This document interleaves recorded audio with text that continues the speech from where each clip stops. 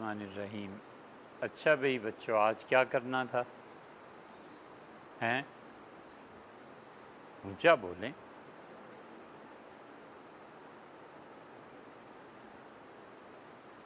آپ بتائیے نا، اور اونچا بولیں، اور اونچا بولیں۔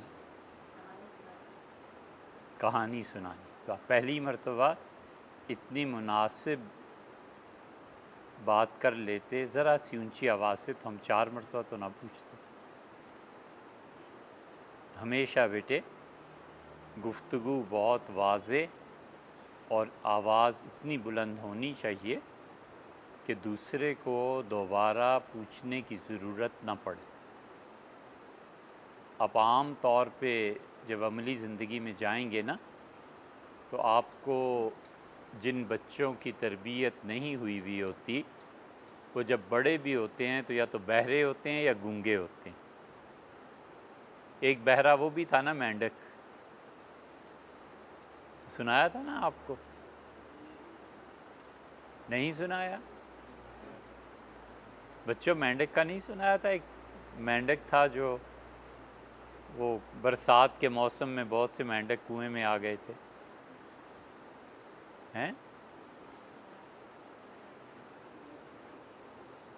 نہیں سنایا؟ اچھا چلو آپ سنیں۔ ہوا یہ کہ یہ جو بات ہے نا بیٹے، یہ آپ لوگ استعمال نہ کرنا۔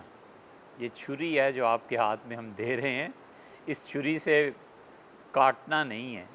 ابھی جب آپ بڑے ہو جائیں گے نا، تو یہ چھری آج لے جا کر آپ اپنے باکس میں رکھ دیجئے، کسی موقع پہ یہ استعمال ہوگی۔ شاید اسی وجہ سے نہیں سنایا تھا کہ آپ بچے ہیں، کہ اس کا غلط استعمال نہ کریں۔ برسات کا موسم آیا اور بہت سے مینڈک پیدا ہوئے، اور مینڈک جو تھے وہ کنویں میں بھر گئے۔ اب جو صبح پانی لینے جاتا تھا، ڈول لٹکاتا تھا، اور جب کھینچتا تھا تو اس میں پانی کے ساتھ ساتھ بہت سے مینڈک۔ تو گاؤں میں لوگ بہت تنگ آئے کہ اب پانی کا کیا کریں، تو اس نے جا کے خبر دی گاؤں والوں کو کہ اب تو مینڈکوں کے ڈول بھر کے نکلتے ہیں اور پانی کم ہے۔ وہ دوسرا آ گیا، تیسرا آ گیا، بہت سے گاؤں والے کنویں کے گرد جمع ہو گئے۔ اب وہ مینڈک جو تھے وہ پریشان ہو گئے، انہوں نے کہا یہ اتنے لوگ آ گئے ہیں، تو اب کریں کیا؟ تو مینڈک اچھل کے باہر آنا چاہتے تھے تاکہ باہر کی دنیا دیکھیں، اور جب بھی کوئی مینڈک اچھلتا تھا نا، تو انسان جو کھڑے تھے شور مچا دیتے تھے، وہ مینڈک آ گیا، مینڈک آ گیا، تو مینڈک پھر گر جاتا تھا۔ آخر بچوں ایک مینڈک نے ہمت کی، اور وہ مینڈک نے ہمت یہ کی کہ وہ جمپ لگائی اس نے اور باہر آ گیا۔ لوگ بہت حیران ہوئے کہ ہم نے اتنا شور مچایا اور یہ مینڈک کیسے باہر آ گیا؟ بڑی پریشانی تھی۔ تو ایک کوئی دانا بزرگ تھے، انہوں نے کہا کہ اس مینڈک کو لیبارٹری میں چیک کراتے ہیں، جانوروں کا جو ڈاکٹر ہے اس کو دکھاتے ہیں کہ کیسے۔ تو جانوروں کے ڈاکٹر نے اسے چیک کیا اور اس نے کہا کہ یہ مینڈک بہرا ہے، سنتا نہیں ہے۔ تو اس لیے انسان شور مچاتے رہے، اسے سنائی نہیں دیا اور جمپ لگا کے باہر آ گیا۔ تو زندگی میں کبھی کبھی ایسے ہوتا ہے بیٹے کہ آپ صحیح کام کر رہے ہیں، لوگ چیختے رہیں گے، چیخنے دیں، لیکن یہ خود سے فیصلہ نہ کر لینا۔ کہیں والد، والدہ، اساتذہ اچھی بات بتا رہے ہوتے ہیں تو آپ کہتے ہیں تم چیختے رہو، میں نے تو وہی کرنا ہے جو کرنا ہے۔ تو اس لیے یہ بڑی خطرناک بات ہے۔ ٹھیک ہے؟ صحیح ہے؟ آپ مینڈکی پھلائیں گے؟ نہیں؟ پچھلی مرتبہ آپ کھڑے ہو گئے تھے نا، صحیح ہے، صحیح ہے. تو اس لیے بیٹے ہر نقطہ ہر مقام پہ کام نہیں آیا کرتا. اچھا، اس پہ ایک لطیفہ ہمیں یاد آیا، لیکن یہ لطیفہ سمجھنے کے لیے ایک تو آپ غور سے سنیے، اور دوسرے آپ میں جو ذہین بچہ ہے نا وہ اس لطیفے کو سمجھے گا، اور اس لطیفے کو ہم حل بھی کر دیں، اگر آپ کہیں گے تو حل کریں گے، نہیں تو نہیں کریں گے. ایک بستی تھی اور اس میں ہر ایک آدمی یہ سمجھتا تھا کہ اس سے زیادہ عقل مند بچہ آج تک دنیا میں پیدا ہی نہیں ہوا. ہر کوئی سمجھتا تھا کہ میں سب سے بڑا عقل مند ہوں اور دانائی ہم پہ ختم ہے. یہ کئی مرتبہ ہوتا ہے بیٹے کہ انسان اپنے قد سے بڑا لباس اپنے لیے تجویز کرتا ہے، اپنے پاؤں کے سائز سے بڑا جوتا اپنے لیے چاہتا ہے، اور حقیقت میں وہ کچھ نہیں ہوتا. نہ وہ اتنا ذہین ہوتا ہے، نہ وہ اتنا عقل مند ہوتا ہے، نہ وہ اتنا بڑھا ہوا انسان ہوتا ہے جتنا وہ اپنے زوم میں اپنے آپ کو بڑا سمجھتا ہے. اس لیے اس کی آسان ترکیب یہ ہے کہ آدمی بس اتنا ہی رہے جتنا وہ ہے. تو لطیفے کی بات یہ ہوئی کہ اس گاؤں میں ہر کوئی 52 گز کا تھا. 52 گز کا مطلب کیا ہوتا ہے؟ 52 گز تو بہت لمبا قد ہو گیا نا. ایک گز میں کتنے فٹ ہوتے ہیں؟ اب تو آپ نے میٹر پڑھا ہے، آپ نے تو گز پڑھا نہیں ہے نا. آپ نے تو میٹر وغیرہ یہ نظام پڑھا ہے نا. پہلے گز کا نظام ہوتا تھا. گز جو ہوتا تھا اس پہ 3 فٹ ہوتے تھے. تو اس زمانے کا محاورہ ہے کہ یہ تو 52 گز ہے. 52 گز یا 52 گز کا ہونے کا مطلب یہ ہے کہ وہ آدمی کا قد بہت اونچا ہے، یا وہ اپنے آپ کو بہت بڑا آدمی سمجھتا ہے. تو لنکا کے متعلق مشہور تھا. سری لنکا ایک ملک ہے، ہم نے دیکھا وہاں بہت سرسبز و شاداب ملک ہے. ہر طرف بیٹے آپ کو ہریالی ملے گی، ہر طرف پانی ملے گا، بہت عمدہ ملک. تو وہاں پہ اس گاؤں میں ہر آدمی اپنے آپ کو 52 گزا سمجھتا تھا. یہ جتنے جھوٹ بولنے والے، مکار، رپورٹس دینے والے، مخبری کرنے والے، یہ سب بیٹے یہ سمجھتے ہیں کہ ان سے بڑا عقل مند کوئی ہے ہی نہیں. اور وہ نہیں جانتے کہ اللہ کے ہاں ان چیزوں پہ کتنا عذاب ہوتا ہے. وہ تو جب مریں گے تو پتہ چلے گا کہ اس دنیا سے ایک کہیں بڑی اور وسیع دنیا اللہ کی ہے، اور اللہ سے بہتر نہ کوئی انصاف کرتا ہے، اور نہ ہی کوئی اس سے بہتر ہے جو انسانوں کو پرکھے. تو یہ سب بھی 52 گزے ہوتے ہیں. جھوٹ بولنا، غیبتیں کرنا، حقارت، یہ کام یہ لوگ کرتے ہیں. بیٹے ایک بات سمجھو، یہ مسجد ہے نا، ہر ایک کے نصیب میں، مقدر میں اس مسجد کے متعلق جو کچھ لکھا ہے وہ دیکھو. ہمیشہ مثلاً یہ ایک ٹیلی فون ہے، اس کے متعلق آپ کے نصیب میں کیا لکھا ہے اس کو سوچو. قرآن ہے، اس کے متعلق آپ کے مقدر میں خدا نے کیا طے کیا ہے اس کو سوچنا چاہیے. یہ زندگی کا اصول ہے. اس مسجد کے متعلق اللہ تعالیٰ نے طے فرمایا تھا کہ ہمارے چھوٹے بھائی سے بنائیں گے. انہوں نے بنائی، سعد نے بڑی محنت کی ماشاءاللہ. اس مسجد کے متعلق اللہ تعالیٰ نے کسی کے نصیب میں لکھا تھا کہ وہ یہاں پر لا کر اتنے پیسے خرچ کرے گا۔ اس مسجد کے متعلق ہمارے اور آپ کے لیے یہ لکھا تھا کہ ہم یہاں بیٹھ کے باتیں کیا کریں گے۔ ایک آدمی آتا ہے اور اسے سخت نفرت ہے اس مسجد سے، تو اس کے نصیب میں لکھا کیا ہے کہ اس مسجد سے نفرت کرے۔ ایک آتا ہے، یہ مسجد جب بنی تھی بیٹے تو مری کی جو کمیٹی کے لوگ ہیں انہوں نے 13 لاکھ روپے رشوت لی تھی، یا اس سے بھی زیادہ رشوت لی تھی۔ وہ پیسے کھا کے پھر انہوں نے یہ مسجد بننے دی تھی، تو ان کے نصیب میں یہی تھا کہ وہ جہنم کا ذخیرہ کھائیں اور مسجد بنے۔ ہمیشہ سوچا کرو کہ میری اور اس چیز کی نسبت کیا ہے۔ قرآن حضور صلی اللہ علیہ وسلم کے پاکیزہ، عرفہ اور اعلیٰ نصیب میں اللہ نے طے فرمایا تھا کہ اللہ ان پہ نازل کرے گا۔ صحابہ رضی اللہ عنہ کے لیے یہ لکھا تھا کہ اس کی تصدیق کریں گے۔ آپ بچوں کے لیے یہ لکھا تھا کہ آپ اسے یاد کریں گے۔ اب میرے نصیب میں نہیں لکھا تھا، میں اب کہاں سے یاد کروں؟ ایسے ہے نا، ہر ایک کے نصیب میں جو لکھا ہوتا ہے نا، یہ بعض بدبخت ایسے ہوتے ہیں وہ نصیب ہی یہ لکھوا کے لاتے ہیں کہ ساری زندگی جھوٹ بولیں گے، مخبری کریں گے، رپورٹیں جا کر لکھیں گے، اور اس بنا پر جہنم میں جائیں گے۔ یہ نصیب ہے ان کا، وہ بھی اپنا کام کرتے ہیں، ہم بھی اپنا کام کرتے ہیں۔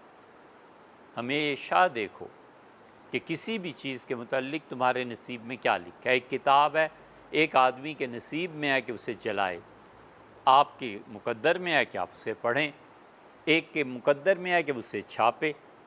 ہر چیز کے متعلق سوچا کرو، اور جہاں نیگیٹو چیز آ جائے نا اس سے بچو کہ اللہ اگر میرے نصیب میں یہی ہے کہ مجھے اس مسجد سے نفرت کرنی ہے تو اللہ اسے بدل دے۔ اے خدا، میں ایسا بدبخت ہوں کہ ساری زندگی مخبری کرتا رہوں گا، رپورٹیں دیتا رہوں گا، تو اللہ اس سے بدل دے۔ ہر چیز جس کا آپ سے تعلق ہے، آپ کیا لکھوا کے لائے ہیں۔ اگر آپ اچھی بات لکھوا کے لائے ہیں تو ٹھیک ہے، بری بات ہے جو آپ کو محسوس ہوتا ہے کہ بری ہے، اللہ سے دعا مانگنی چاہیے کہ اللہ اس سے تبدیل کر۔ اوہو، بات تو لطیفے کی کر رہے تھے۔ وہاں کا ہر بچہ یہ سمجھتا تھا، ہر بڑا یہ سمجھتا تھا کہ وہ 52 گز کا ہے، یعنی بہت عقل مند ہے، بہت عقل مند ہے۔ اب ایک ان میں سے اسے کوئی گاؤں میں درخت پہ چڑھتا ہوا نظر نہیں آیا تھا، گاؤں والے بھولے بھالے تھے، اور ایک ان میں سے بچہ وہ اس نے دیکھا کہ پھل بہت چوٹی پہ اونچی جو شاخیں ہیں وہاں پر لگا ہوا ہے، اور اس سے درخت پہ چڑھنے کی کوشش کی۔ اس سے بچے نے دیکھا کہ بلی بھی چڑھ جاتی ہے، پھر اس نے دیکھا کہ گلہری بھی درخت پہ چڑھ جاتی ہے۔ گلہری کی آواز کو کیا کہتے ہیں؟ چٹچٹانا۔ اچھا، اس سے کہا میں بھی چڑھتا ہوں، تو بچہ چڑھ گیا درخت پہ۔ اب درخت پہ چڑھ گیا اور یہ سوچا نہیں کہ واپس بھی تو نیچے آنا ہے، کیا کروں گا۔ یہ جو بچے انجام کو سوچے بغیر کام شروع کرتے ہیں نا بیٹے، وہ پھر تباہ ہوتے ہیں۔ ہمیشہ پہلے یہ سوچو کہ اس کام کا انجام کیا ہے۔ اللہ کی اطاعت کا انجام یہ ہے کہ آپ خدا کی خوشی کے مستحق ٹھہرے، اور اللہ کی نافرمانی کا انجام یہ ہے کہ خدا آپ سے ناراض ہو جائے۔ یہی ہے نا انجام۔ جو لوگ بھی اپنے کام انجام کو سوچے بغیر شروع کر دیتے ہیں نا، وہ کبھی بھی کامیاب نہیں ہوتے، نیور، کامیابی انہیں نہیں ملتی۔ انجام سوچنا چاہیے۔ وہ بچہ درخت پہ چڑھ گیا، یہ سوچے ہی نہیں کہ واپس کیسے آؤں۔ اب خوب پھل کھائے اور آرام ہوئی، جب رات آئی تو ڈرنے لگا کہ اب میں نیچے کیسے جاؤں۔ تھوڑی سی اور شام ہو گئی، پھر اندھیرے گہرے ہو گئے، تو اچانک وہاں سے جانوروں اور پرندوں کے پلٹنے کا وقت آیا۔ شام کو آپ نے دیکھا ہے یہاں بھی نا کتنا پرندوں کا شور ہوتا ہے، یہ سب اپنے گھونسلوں میں اپنے گھروں میں واپس آ رہے ہوتے ہیں نا۔ تو جب شور مچا تو اس کو پریشانی لاحق ہوئی، اور اب وہ چیخا، امی ابو، اب ڈھونڈنے لگا کہ کوئی آئے اور مجھے یہاں سے گھر لے جائے۔ تو گاؤں والے آہستہ آہستہ آہستہ آہستہ جمع ہو گئے، اور گاؤں والے اب پریشان کہ اسے اوپر سے اتاریں کیسے۔ اب یہ کسی کی سمجھ میں آیا نہیں، تو آخر ان میں ایک بہت ہی دانا بزرگ اور جو عقل مند تھا نا، جو اپنے آپ کو بہت بڑا آدمی سمجھتا تھا، اس نے کہا او بے وقوفو، تمہیں نہیں پتا کہ بچے کو درخت سے کیسے اتارتے ہیں؟ سب رونے لگے، ان کا جی نہیں پتا۔ اس نے کہا دیکھو ابھی تو میں زندہ ہوں، اور اگر میں مر گیا تو پھر تمہیں اتنی عقل والا کہاں سے ملے گا؟ اب وہ اور رونے لگے، ان کا اللہ آپ کو سلامت رکھے، آپ جیسا عقل مند نہ رہا تو پھر ہم دنیا میں کیا کریں گے؟ اس نے کہا اسی لیے میں کہتا ہوں میری مانا کرو۔ انہوں نے کہا حضرت یہ بتائیں کہ بچے کو درخت سے اتاریں کیسے؟ اس نے کہا سب سے پہلے ایک بڑا رسہ لاؤ۔ گاؤں والے بھاگے بھاگے گئے اور ایک رسہ لے آئے۔ اس نے کہا اب اس رسے کو گرا اس کو دے کے، گرا اس کی باندھ کے اوپر پھینکو۔ اب انہوں نے گرا باندھی۔ گرا باندھنا کیا ہوتا ہے؟ گانٹھ لگانا۔ گانٹھ لگانے کے بھی طریقے ہوتے ہیں۔ آپ کو پتہ ہے گانٹھ کتنی قسم کی ہوتی ہے؟ گرا لگانا کتنی قسم کی ہوتی ہے؟ اچھا چھوڑو، پھر ادھر نکل جائیں گے۔ اب اس سے گانٹھ لگائی، اور گانٹھ لگا کے اس سے کہا اتنی بڑی گانٹھ مت لگاؤ، اتنی بڑی گرا مت لگاؤ، بچے کی گردن تو اتنی سی ہے۔ اور پھر کہنے لگا کہ دیکھو تم کتنے بے وقوف ہو، اگر میں نہ ہوں تو اس گاؤں میں پھر کون عقل مند رہ جائے گا؟ لوگوں نے پھر رونا شروع کیا۔ انہوں نے کہا حضرت آپ سچ کہتے ہیں، آپ جیسا۔ اس نے کہا گرا چھوٹی چھوٹی کی، پھر اس نے کہا ہاں یہ گرا مناسب ہے، یہ اس کی گردن میں فٹ آ جائے گی، اوپر پھینکو۔ اوپر پھینک دیا۔ بچہ رو رہا تھا، اس نے جو رسی دیکھی اور گرا دیکھی تو بڑا خوش ہوا کہ اب مجھے نیچے اتاریں۔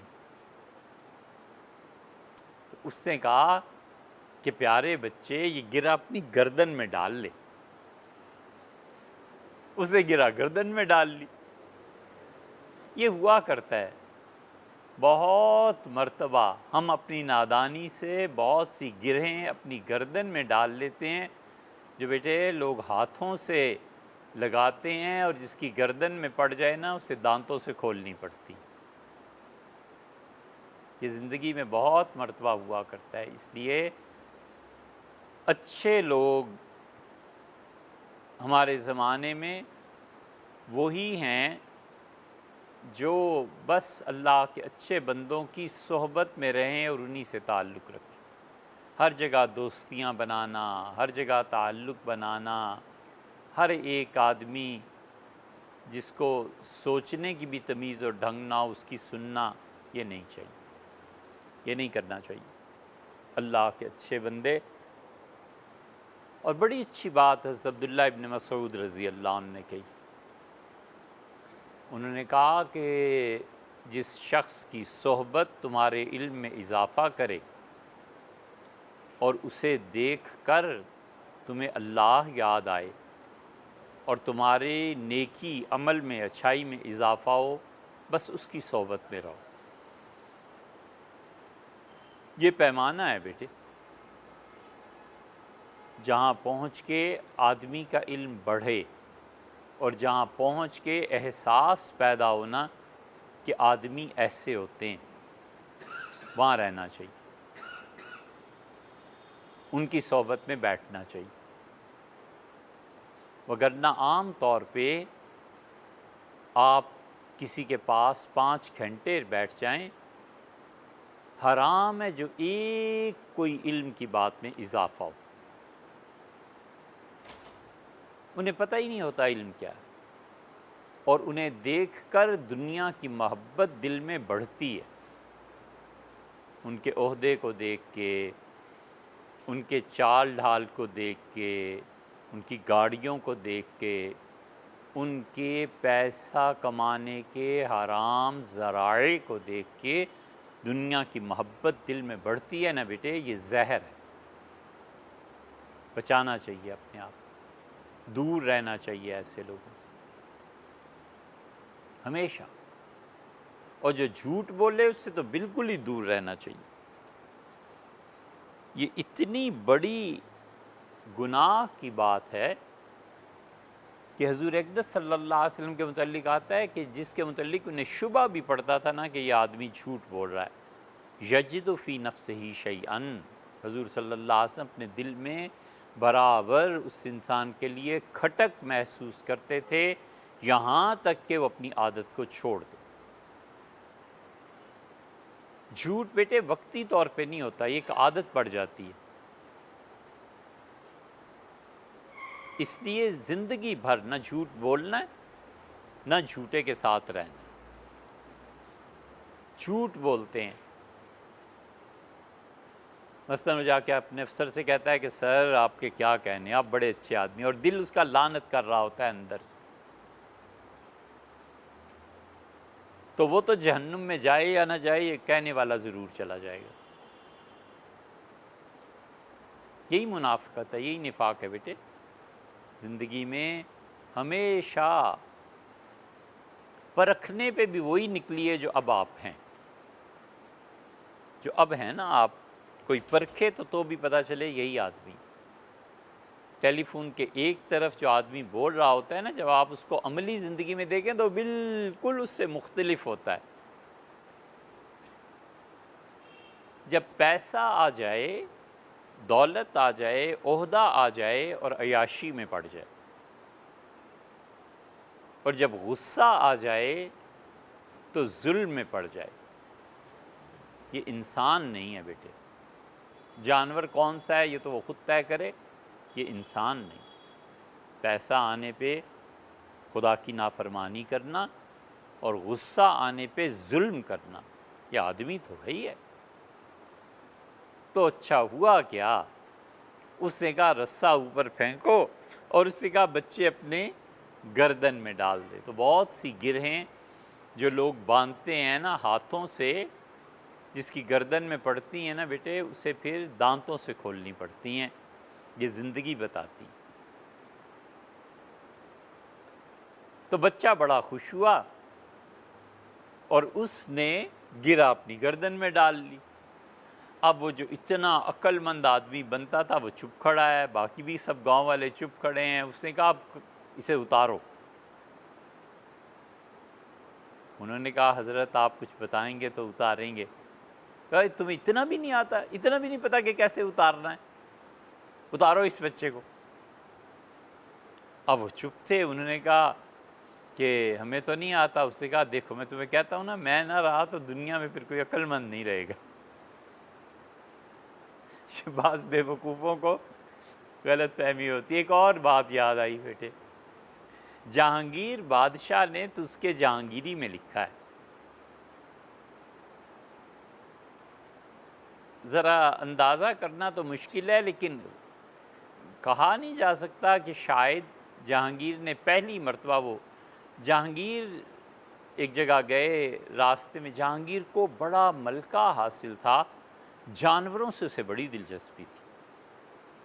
شکار کیا، کون سا جانور ہے اس علاقے میں، کون سا پرندہ پایا جاتا ہے، وہ پرندہ کیسا ہوتا ہے، اس پرندے کو میں نے، جہانگیر کہتے ہیں، شکار کروایا، پھر اس کا پیٹ چاک کروایا، پھر اس کے پیٹ سے، اس کے پتے سے یہ چیزیں نکلی۔ جہانگیر کو بڑا جانوروں سے، پرندوں سے بڑا تعلق۔ اس کے دادا ہمایوں کو کتابوں سے بڑا تعلق، ہمایوں جب لڑنے بھی جاتے تھے نا میدان جنگ میں تو ان کی لائبریری ساتھ رہتی تھی، وہ اپنی پسندیدہ کتابیں لے جاتے تھے، دن کو لڑ لیے، شام کو لیٹا اور کتابیں پڑھ لی۔ آپ میں سے کوئی بچہ پڑھتا ہے؟ کتابیں پڑھتے ہیں آپ؟ کچھ پڑھتے ہیں؟ پڑھا کیجیے۔ تو ہوا یہ بیٹے کہ جہانگیر کہتے ہیں کہ میں ایک غار میں رات کو گیا تو دیکھا جتنے پرندے ہیں نا وہ سو رہے ہیں، اور میرے جانے سے جو آہٹ، کھڑکھڑاہٹ، آواز پیدا ہوئی اس سے پرندے جاگ گئے۔ تو پرندوں کو میں نے دیکھا الٹے پاؤں چھت کے ساتھ لگا کر الٹے ہو کے سو رہے ہیں۔ یہ چمگادڑ ہوتی ہے، لیکن بڑا مشکل ہے یہ کہنا کہ جہانگیر نے پہلی مرتبہ چمگادڑ دیکھی ہوگی، وہ تو بہت جہاں دیدہ بادشاہ وقت تھے۔ لیکن بہرحال وہ کہتے ہیں مجھے بڑا تعجب ہوا کہ جانور چھت کے ساتھ پاؤں چپکا کے نیچے لٹک کے سو رہا ہے۔ تو وہاں کے لوگوں سے میں نے پوچھا کہ یہ کیا ہے، تو انہوں نے کہا یہ جانور جو ہے نا پرندہ، یہ شام کو جب واپس آتا ہے تو اسے پھر ڈر لگتا ہے کہ آج رات کہیں آسمان نہ گر پڑے، چھت نہ گر پڑے، تو یہ الٹا کر کے پاؤں سے چھت کو ٹیک دیتا ہے کہ چھت جو ہے میرے پاؤں کے زور پہ کھڑی ہے، آج نہیں گرے گی۔ تو یہ بہت سے بے وقوف پرندے ایسے ہی ہوتے ہیں جو سمجھتے ہیں ہم مر گئے تو پھر تو دنیا چلنی ہی نہیں، ہم نہ ہوئے تو یہ ملک چلنا ہی نہیں۔ جب آپ سنیں نا کسی کو کہ اگر میں نہ ہوا تو یہ دنیا نہیں رہے گی، تو پھر اس چمگادڑ کو یاد کرنا، پرندے کو، کہ بڑے آئے اور بڑے گئے۔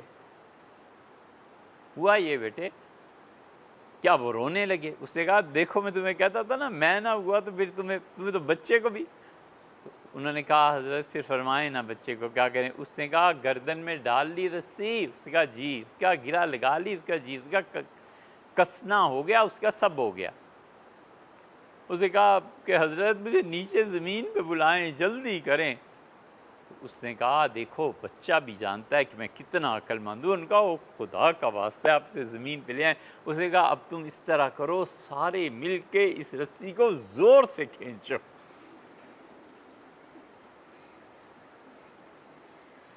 اب جو زور سے کھینچا تو بچہ دھڑام سے گرا اور پھر ہو گیا جو ہو گیا۔ سمجھ گئے نا؟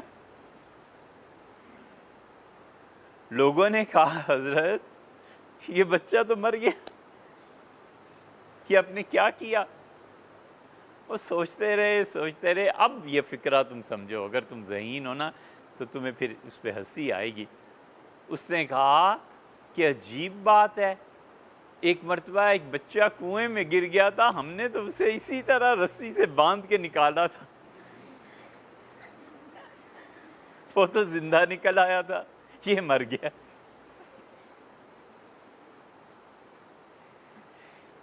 اس طرح کے جو عقل مند ہوتے ہیں نا دنیا میں، مملکتوں میں، یہ جتنے مخبر، لکھنے والے، گورنمنٹ کو رپورٹس دینے والے، یہ جتنے ہوتے ہیں نا یہ اسی قبیل کے ہوتے ہیں بیٹے۔ یہ بھی ایک مخلوق ہے اللہ نے بنائی ہے، جن کو ظلم کے علاوہ کچھ نہیں آتا، ظلم کرتے ہیں، دل کی بھڑاس نکالتے ہیں، اس لیے کہ دل کے جہنم کو انہوں نے نیکی سے سرد نہیں کیا ہوتا، خدا کی اطاعت سے دل کو بنایا نہیں ہوتا، تو گناہوں کی وجہ سے اندر جہنم، اس کی آگ بھڑکتی ہے نا، تو وہ بھڑکتی ہوئی آگ، اس کا پانی یہ ہے کہ اس پر ظلم کیا جائے، ظلم کا پانی ڈالا جائے۔ تو کسی کو بھی پکڑ کے ظلم کرتے ہیں، مارتے ہیں، جھوٹی رپورٹس لکھتے ہیں، یہ ظلم ہے، اور وہ نہیں جانتے کہ وہ اس سے زیادہ کچھ نہیں کر سکتے کہ اپنے اندر کی اس خراب آگ کو بجھائیں اور جب اپنے مالک کے حضور میں پہنچیں گے تو اس سے بڑی آگ کا سامنا کریں گے۔ یہ جب اتنے بزرگ پیدا ہو جاتا ہے نا عقل مند، کہ انہوں نے کہا ہم نے تو بچے کو کنویں سے ایسے ہی نکالا تھا، رسی پھینکی تھی اور بچے نے پکڑ لی تھی، آپ سمجھ گئے؟ سمجھ آئی ہیں؟ تو ہنستے نہیں ہو یار؟ اچھا، ایسے جب لوگ پیدا ہو جائیں نا بہت سے، تو اس کے لیے ایک محاورہ بولتے ہیں کہ برعکس نام نہند زنگی کافور۔ یہ سارا جملہ فارسی کا ہے، جب آپ اردو ادب پڑھیں گے نا تو آپ اس جملے کو کئی جگہ پڑھیں گے۔ کہانی تو بیٹے ہم نے اور کچھ بات کرنی تھی، دیکھو ہم کدھر چلے گئے۔ برعکس نام نہند زنگی کافور۔ کافور آپ جانتے ہیں کافور کیا ہوتا ہے؟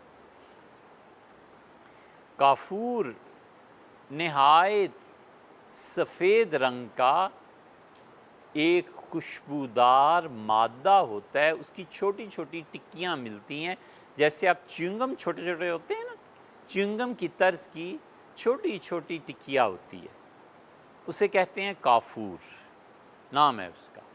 یہ کیوں نام ہے؟ یہ ایک لمبی تفصیل ہے، عربی میں اسے کافور کہتے ہیں، دور ہونے والا، وہ چیز، وہ آدمی جس سے لوگ دور ہو جائیں، کافر کو کافر، چھپا ہوا۔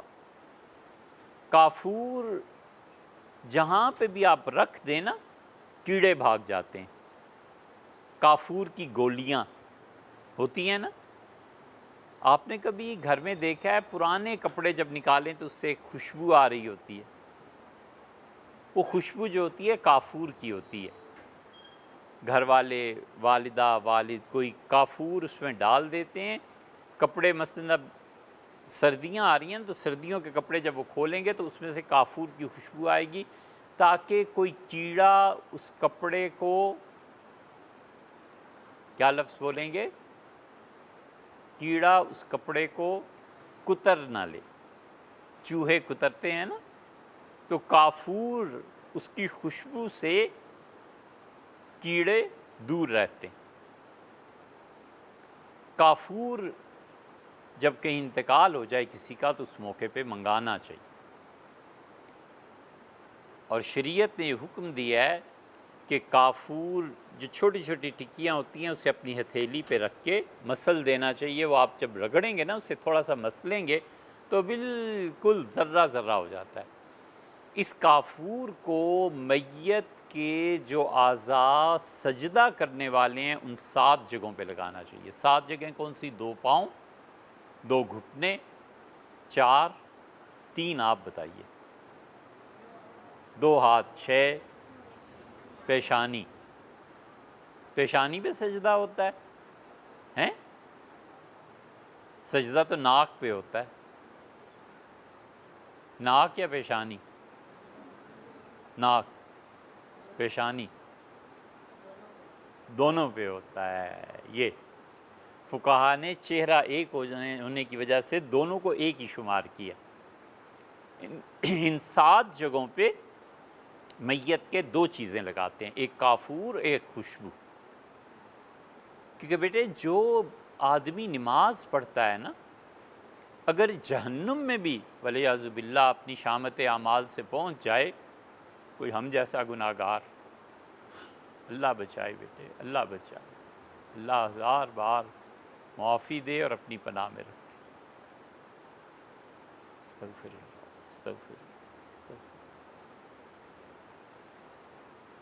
جہنم کی آگ نماز پڑھنے والے کی ان 7 جگہوں کو نہیں جلاتی۔ یہ نماز میں بہت بڑی چیز ہے۔ جو لوگ نماز پڑھتے رہتے ہیں نا، وہ اپنی کسی بدعملی سے جہنم میں بھی اللہ انہیں پھینک دے تو یہ جو 7 سجدے کے اعضاء ہیں نا، جہنم کی آگ اسے نہیں جلاتی۔ اسی لیے صحابہ کرام رضی اللہ عنہم بڑے طویل سجدے کرتے تھے۔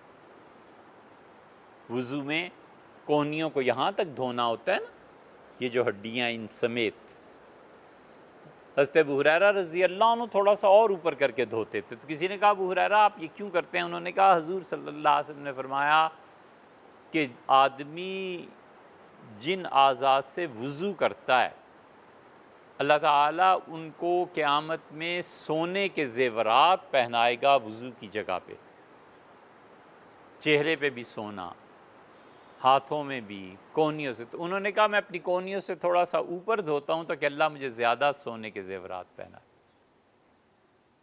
صحابہ رضی اللہ عنہ وہ بہت زیادہ محنت کرتے تھے تاکہ اللہ کا فضل، اللہ کی انعام پا سکے۔ اس لیے بیٹے یہ سب کے سب جنتی ہیں۔ صحابہ رضی اللہ عنہ میں سے کوئی شخص جہنم میں نہیں جائے گا، یہ ہمارا عقیدہ ہے، یہ ہمارے عقیدے کی بات ہے۔ ایسے نہیں ہو سکتا کہ صحابیوں اور ایمان پہ موت آ گئی اور کبھی نہیں ہو سکتا، کبھی نہیں ہو سکتا۔ سارے سیدنا علی رضی اللہ عنہ تو جنتی ہیں ہی ہیں، ان کے جو مخالفین تھے، ام المومنین حضرت عائشہ تھیں، طلحہ تھے، زبیر تھے، حتیٰ کہ سیدنا معاویہ رضی اللہ عنہ تھے، سب کے سب جنتی۔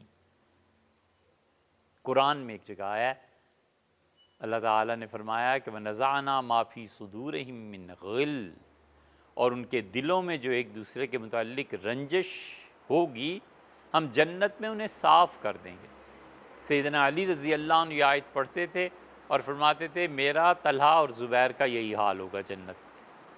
کبھی نہیں کہا کہ ہمارے مخالفین جہنم، کبھی بھی نہیں۔ اس لیے بیٹے کبھی اپنے مخالف کے متعلق بھی نہ سوچئے کہ یہ جہنمی ہیں، اس لیے کہ ممکن ہے اس سے کوئی ایسی نیکی کی ہو اللہ اسے بخش دے، یا کم سے کم نمازی ہے تو یہ 7 جگہیں تو جہنم میں نہیں نہ جلیں گی، تو کافور اس پہ لگاتے ہیں، کافور میت پہ لگایا جاتا ہے ایک، اور دوسرے سجدے کے ان 7 اعضاء پر خوشبو لگاتے ہیں۔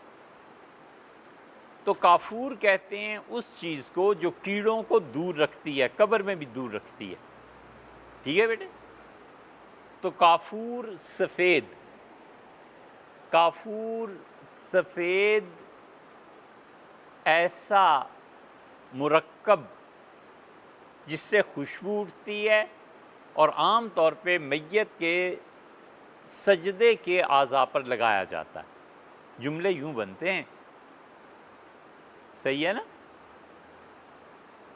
اور زنگی کس کو کہتے ہیں؟ زنگی کس کو کہتے ہیں؟ زنگی کہتے ہیں حبشی کو، زنگی کہتے ہیں حبشی کو، جس کا رنگ بہت زیادہ سیاہ ہوتا ہے نا، اس کو کہتے ہیں زنگی۔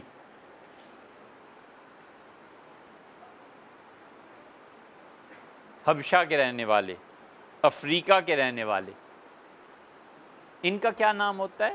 حبشی ہم انہیں کہتے ہیں۔ نام تو ان کے خیر مسلمانوں جیسے بھی ہوتے ہیں، کافروں جیسے بھی ہوتے ہیں، جو جس کا نام رکھے، مگر ان کو جیسے گورے، جیسے افریقن، جیسے گندمی، ٹھیک ہے بیٹے؟ ان رنگوں کی وجہ سے کوئی اچھا اور برا نہیں ہوتا، ان رنگوں کی وجہ سے کوئی اچھا اور برا نہیں ہوتا۔ انبیاء علیہ الصلوۃ والسلام میں ایسے بھی رہے ہیں جو بالکل سیاہ فام تھے، حبشی تھے، اللہ نے ان اقوام کی طرف جو بھیجے تھے۔ حدیث میں آیا ہے ایک جگہ پہ، غالباً مسند احمد کی روایت میں آتا ہے کہ ان کے رنگ ایسے ہی تھے جیسے ان لوگوں کے رنگ ہوتے ہیں۔ تو حبشی کو بالکل سیاہ رنگت والے کا نام کوئی رکھے کافور تو کیسا لگے گا؟ ہنسی آتی ہے نا؟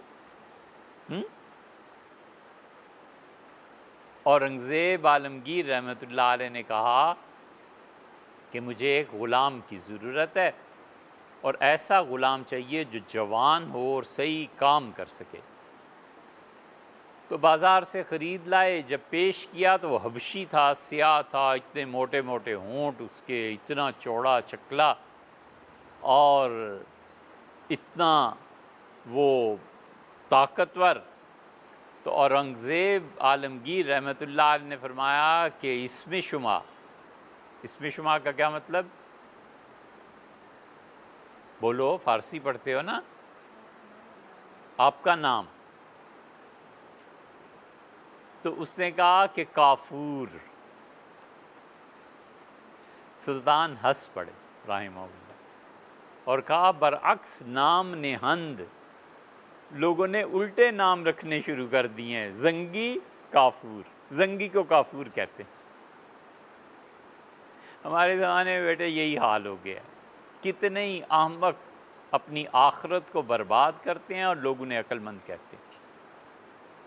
حضور اقدس صلی اللہ علیہ وسلم نے فرمایا کہ قیامت کے قرب میں تم دیکھو گے لوگ کہیں گے کہ کتنا عقل مند آدمی ہے، لوگ کہیں گے کتنا اچھا آدمی ہے، اور اس کے دل میں رائی کے دانے کے برابر ایمان نہیں ہوگا. اور ایک جگہ فرمایا کہ اس شخص کا حال یہ ہوگا کہ اسے دنیا عقل مند اور سب سے اچھا آدمی کہے گی، اس کے دل میں ایمان بس اتنا ہی رہ جائے گا جیسے آبلہ پڑتا ہے اور پانی نکل جائے تو باقی جلد رہ جاتی ہے. آبلہ کسے کہتے ہیں؟ سوئے نہیں. آبلہ کسے کہتے ہیں؟ اس کا مطلب ہے جو لفظ آپ کو سمجھ میں نہیں آتا آپ پوچھتے بھی نہیں. غلط بات ہے نا. آپ کو نہیں سمجھ میں آتا تو آپ پوچھئے. آبلہ کسے کہتے ہیں؟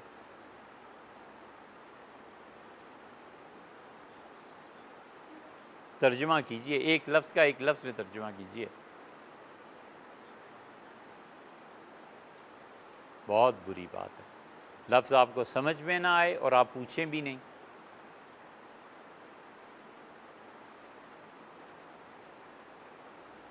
بس اب آپ کو آگے نہیں سنانا. آپ اتنی خراب حرکت کرتے ہیں. جائیے. ہم کوئی دیواروں سے تھوڑی ہی باتیں کر رہے ہیں.